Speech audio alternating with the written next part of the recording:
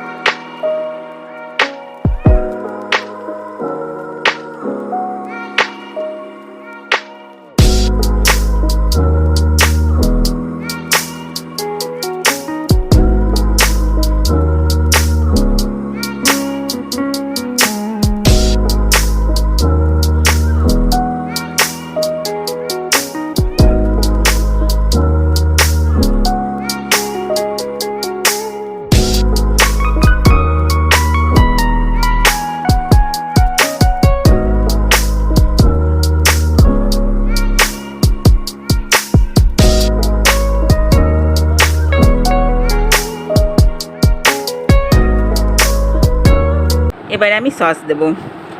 এখানে আমি 2 টেবিল চামচ চিলি সস, 1 টেবিল চামচ টমেটো সস, 1 টেবিল চামচ সয়া সস, 1 টেবিল চামচ ওয়েস্টার সস নিয়েছি।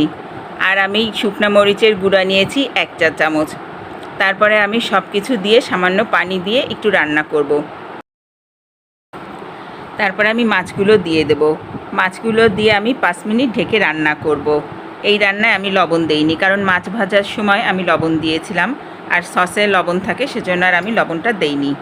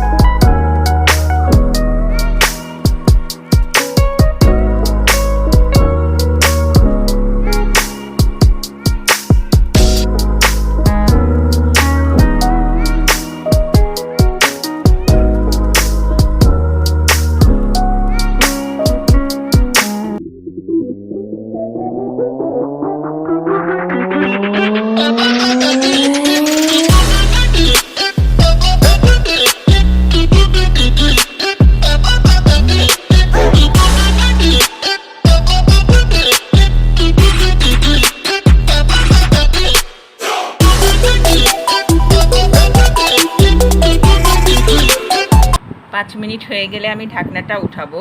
তারপর আমি 1 চা চামচ কর্নফ্লাওয়ার সামান্য পানি দিয়ে মিক্সড করে আমি মাছে দিয়ে দেব। তৈরি হয়ে গেল মজাদার চিলি ফিশ। রান্নাটি করতে খুব কম উপকরণই লাগে। আপনারা বাসায় ট্রাই করবেন। Please subscribe to my channel and like this video. Thanks for watching.